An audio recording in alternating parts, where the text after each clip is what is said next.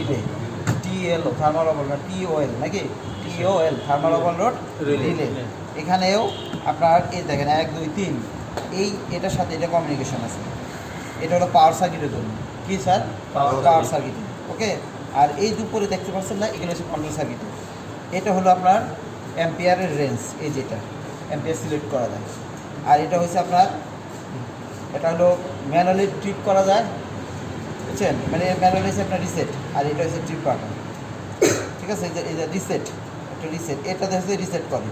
আর এটা হলো ম্যানুয়ালি কি ট্রিপ, মানে ট্রিপ মানে হচ্ছে কি ওপেন, ট্রিপ করছে ওপেন হয়ে গেছে। কোথায় ওপেন হয়ে গেছে? এই যে দেখেন এখানে কি লেখা আছে স্যার, এনসি 95 96, এই দুটো হলো কি ক্লোজ, আর এই দুটো হলো স্যার নর্মালি ওপেন। যখন মনে করেন যে এখানে যখন আপনার রিসেট হয় তখন এটা হয়ে যায় ওপেন আর এটা হয়ে যায় ক্লোজ। বুঝতে পারছি? তো এখান থেকে যখন এই দুইটাতে যখন হাই কারেন্ট ফ্লো হবে, বুঝতে পারছেন, 3 গুণ কারেন্ট মানে 5-এর জায়গায় 15 কারেন্ট যখন যাচ্ছে তখন এই এনসিটা এনো হয়ে যায়। ক্লিয়ার? হ্যাঁ। আর এর মাধ্যমে স্যার কারেন্ট কমানো বাড়ানো যায়। এটাকে বলা হয় টিওএল থার্মাল ওভারলোড রিলে। কারেন্টটা বেশি হলে কি হবে স্যার? এই জিনিসটাই হলো আপনার একটা মোটরকে সেভ করে।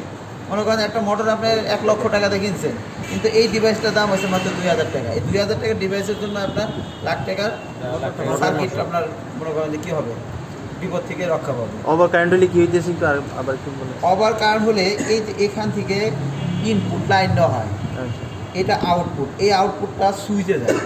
আচ্ছা, সুইচে যদি কারেন্ট না থাকে তাহলে এই ম্যাগনেটিক কন্ডাক্টরটা ধরবে না, ধরবে না। তো এটা যখন এনসি আছে, এনসি অবস্থায় এটা এইভাবে থাকে। যখন ওভার কারেন্ট এটা তো ফ্লো হবে তখন করবে কি, এই এনো হয়ে যাবে, তখন ম্যাগনেটিক কন্ডাক্টর উঠে যাবে, মোটর থেকে পাওয়ার চলে যাবে, সাপ্লাই ডিসকানেক্ট ডিসকানেক্ট হয়ে যাবে। ঠিক আছে, ঠিক আছে? বুঝতে পারছি।